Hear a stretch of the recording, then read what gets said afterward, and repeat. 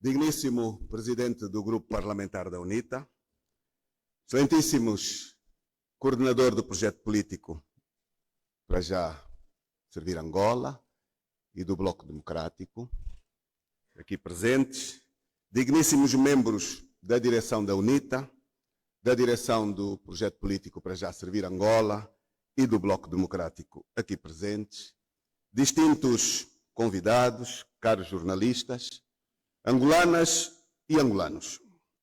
O processo de destituição do presidente de um país bom para se viver. E Angola pode proporcionar a concretização de todas estas esperanças, expectativas, vontades, todas elas perfeitamente legítimas e alcançáveis, quando perante uma boa governação, que deverá ser sempre uma governação democrática, dialogante e transparente. A nossa Constituição tem no seu artigo 1º, e cito, Angola é uma república soberana e independente, baseada na dignidade da pessoa humana e na vontade do povo angolano, que tem como objetivo fundamental a construção de uma sociedade livre, justa, democrática, solidária, de paz, igualdade e progresso social. É esta Angola que temos? Temos uma sociedade justa, democrática, solidária. Como se encontra socialmente o meu irmão, angolano comum? Come todos os dias? Faz as 3 refeições do dia? Tem emprego para sustentar a sua família? E quando trabalha, o seu vencimento? Paga as responsabilidades sociais? São perguntas importantes. Continuo citando a Constituição da República no seu artigo 2º. Angola é um Estado democrático de direito, que tem como fundamentos a soberania popular, o primado da Constituição e da lei, a separação de poderes, a interdependência de funções, a unidade nacional, o pluralismo de expressão e de organização política e a democracia representativa e participativa. É cumprida também esta norma da Constituição? Democracia representativa e democracia participativa. Pressupõe-se nesta questão também a realização do poder local, das autarquias intencionalmente adiadas por quem governa, num absoluto incumprimento de uma vontade do soberano. E incumprido também promessas eleitorais pelo atual Presidente da República, que prometeu realizar as autarquias locais em 2023. É isto que se está a cumprir?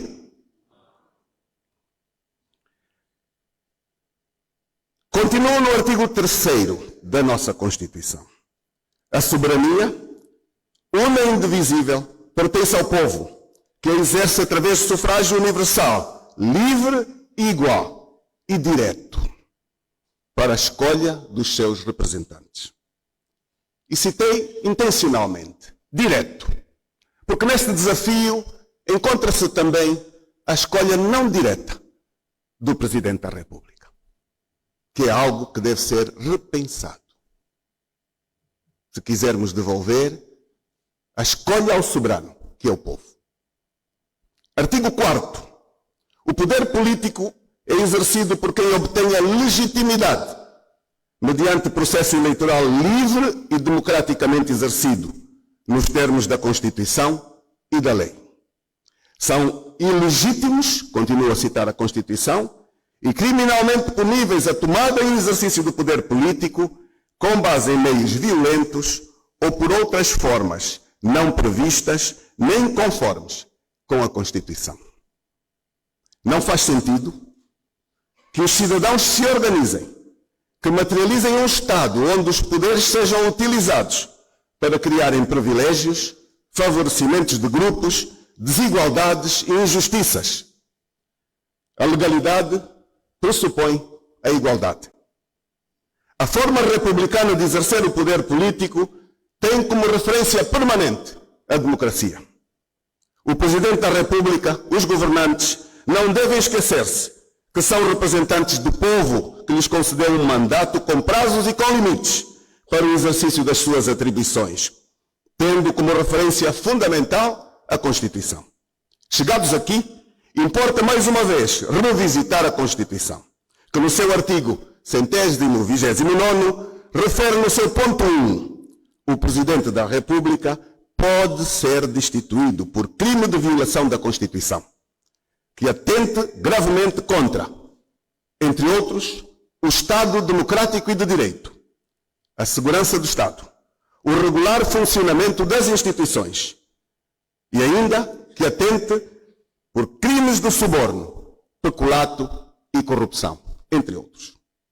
A destituição do Presidente da República é um processo que exige a assinatura de 1/3 dos deputados para poder ser apresentada à Assembleia Nacional. A deliberação exige a aprovação por uma maioria de 2/3 dos deputados. Quando obtida esta maioria, o processo é enviado ao Tribunal Supremo para decisão sobre os processos criminais e ao Tribunal Constitucional para verificação dos aspectos constitucionais. Como está visto, é um processo em que já conquistamos o essencial do seu despoletamento, como acabaram de testemunhar. Como diria Jean-Jacques Rousseau, já conquistamos o mínimo de consenso de corações e até de vontades e argumentos para levar adiante esta demanda de substituição do Presidente da República, realizada às expensas do Grupo Parlamentar da UNITA, em nome da Frente Patriótica Unida. Os corações, as vontades e os argumentos dos angolanos de bem estão sobre os ombros de digníssimos deputados da Assembleia Nacional, que no momento crucial, imbuídos de espírito patriótico, podem fazer história, pleitando por esta causa nobre.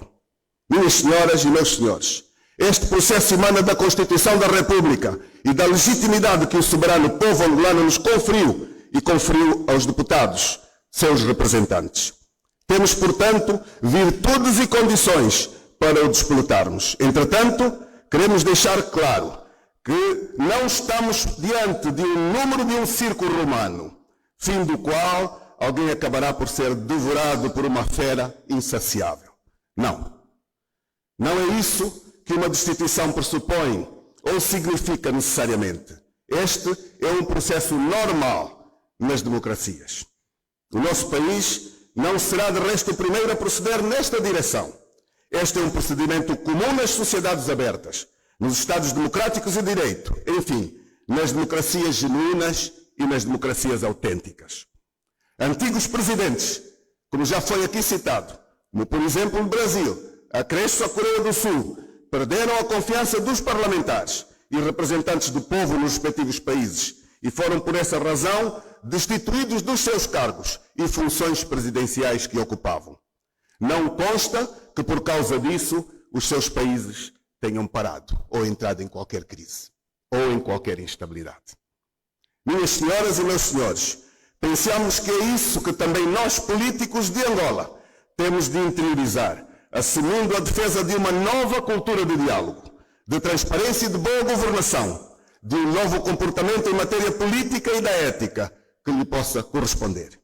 Se estivéssemos num outro sistema e regime políticos cujas constituições o consagram, esta iniciativa que levamos a cabo até poderia ser uma moção de censura, um instrumento similar à destituição, que não passa de uma punição desencadeada por representantes do povo desagradados, eventualmente com quem estivesse a governar mal e a conduzir os destinos de uma nação de modo contrariamente gravoso aos sentimentos e interesses da maioria dos seus cidadãos.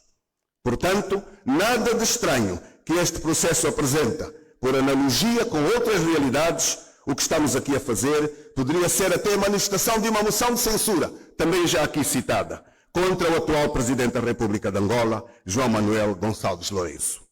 Nesta conformidade, seja qual for o resultado do processo de destituição que estamos hoje a iniciar, no final o país sairá a ganhar.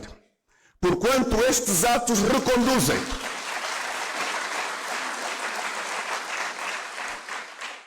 O país sairá a ganhar, porquanto estes atos reconduzem ao maior respeito à lei, acrescem sensibilidade governativa, retomam as balizas fundadas no servir, acrescem maturidade às comunidades e induzem a acréscimos de fiscalização por parte das instituições e do povo, o soberano.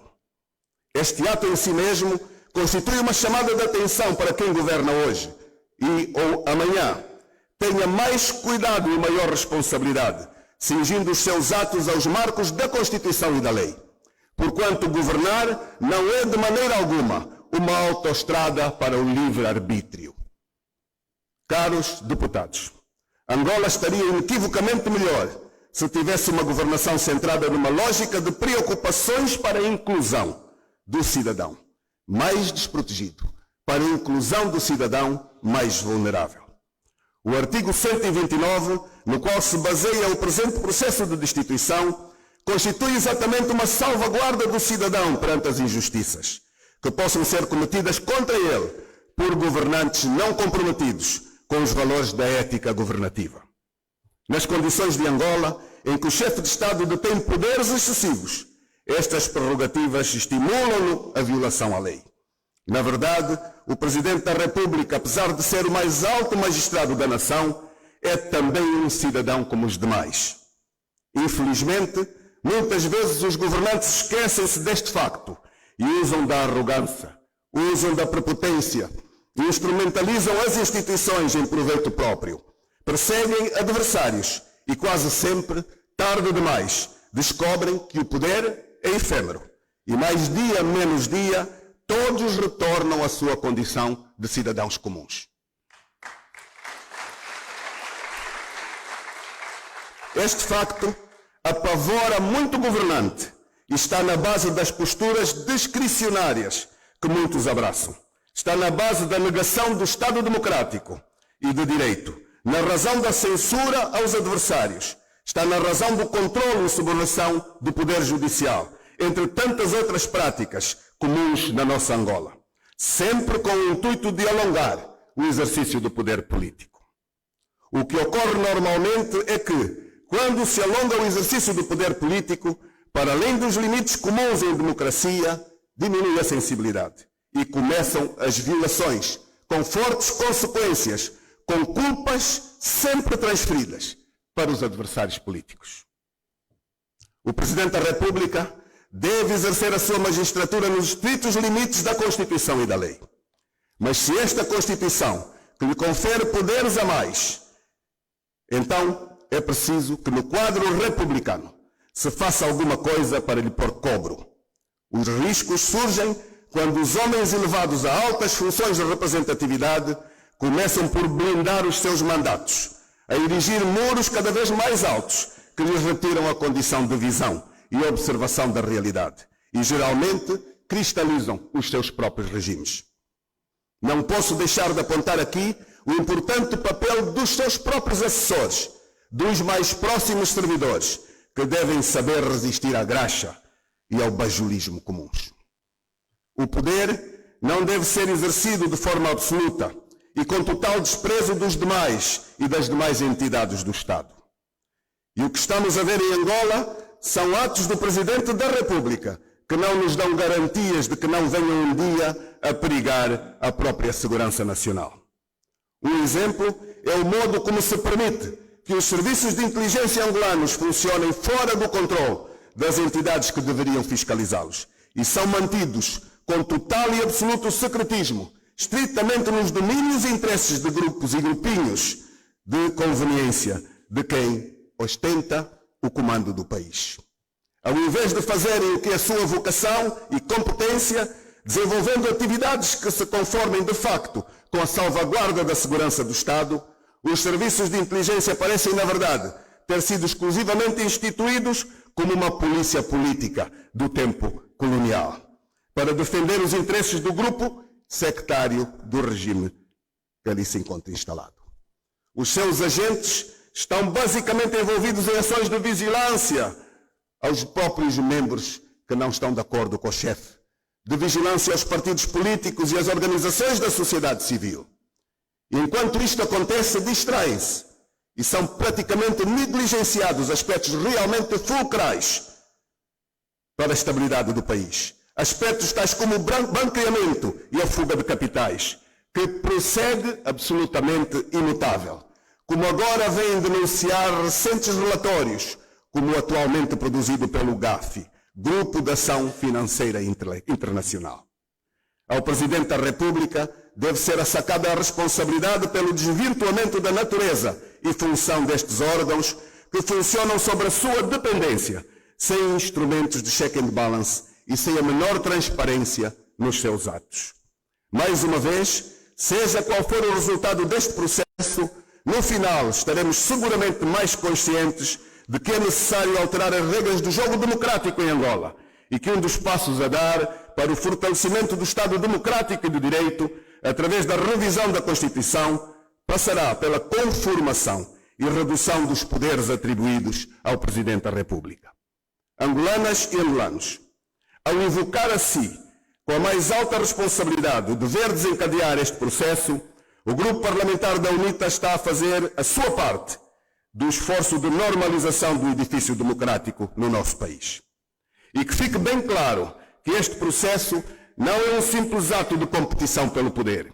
Aliás, o processo de destituição, sendo bem sucedido, conduz à tomada de posse da Vice-Presidenta da República, que ficará naturalmente Presidenta da República. E não nos parece que a atual Vice-Presidente da República seja membro da UNITA.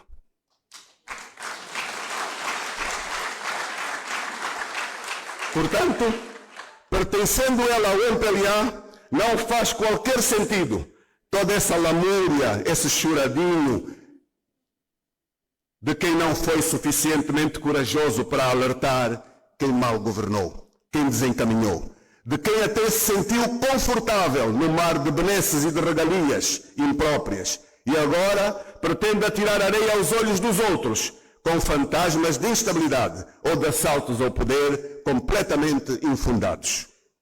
Este processo de destituição do Presidente da República é um exercício também de ética, decoro e pedagogia política. Estamos a contribuir para que no final os cidadãos progridam em matéria de cultura política e jurídica. Os cidadãos devem conhecer os seus direitos e os seus deveres, inclusive o direito de que, por via dos seus representantes eleitos na Assembleia Nacional, para defender os seus interesses, possam, sim, em determinadas circunstâncias consideradas gravosas para o Estado, destituir o Presidente da República. Caros deputados, tenho a certeza de que sobrará um forte aviso aos governantes, sobrará uma moral ao cidadão que futuramente se sentar no cadeirão do Presidente da República. Tem poderes, deve exercê-los no estrito respeito à Constituição e à lei e deve servir o seu povo, que lhe concedeu um mandato provisório. O soberano aprendeu que há limites constitucionais também para o Presidente da República. Estes limites estão na Constituição para a proteção dos seus interesses, de que não devem abrir mão, para que governantes incompetentes e ardilosos e imorais se possam apropriar deles e os sujeitem a uma vida indigna, como é aquela que nós temos testemunhado.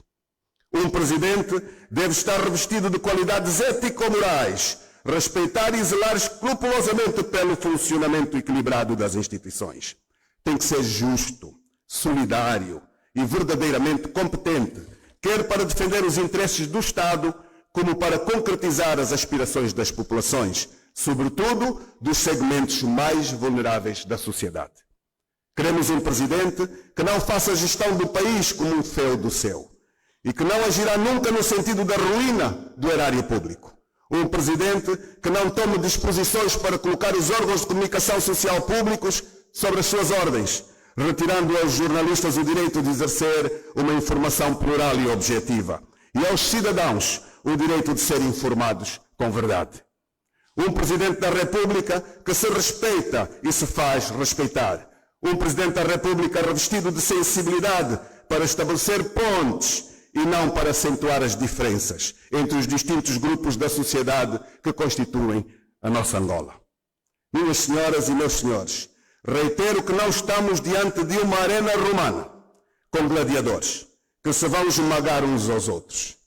Mas como disse atrás, existe virtude em nós. Existe virtude em nós.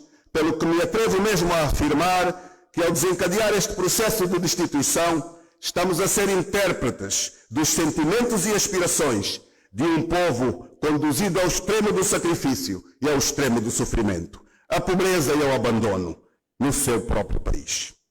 Esta é a imagem aos olhos de quem quer ver e competirá também aos deputados do MPLA, do PRS, da FNLA e do Partido Humanista, esta responsabilidade, a resposta sobre a quem verdadeiramente servem, ao povo de Angola ou a um chefe que virou as costas ao seu povo. Esta será a grande questão. A verdade é que a vossa posição será indicadora a este povo soberano se sereis ou não merecedores da sua confiança. E aqui reside essencialmente a razão do pânico que vemos principalmente nas fileiras do MPLA. Não há outro caminho a seguir, senão este diante da decadência do regime, visível no caos que tem sido a sua governação. Angolanas e angolanos, reunimos até o momento vontades e virtudes que permitem uma primeira deliberação no sentido de fazer avançar este processo de destituição. Que possamos conseguir ulteriormente os consensos para uma deliberação definitiva. Enfim, temos motivos, legitimidade, legalidade e virtudes para avançarmos com o processo de destituição do presidente João Lourenço. É assim que se constrói a democracia. É assim que se formata uma sociedade livre e consciente. É assim que se desenvolve o país. É assim que se garante o futuro das gerações vindouras. Que vença a razão, a pluralidade de opinião na diferença. E que Deus abençoe Angola e os angolanos. Muito obrigado.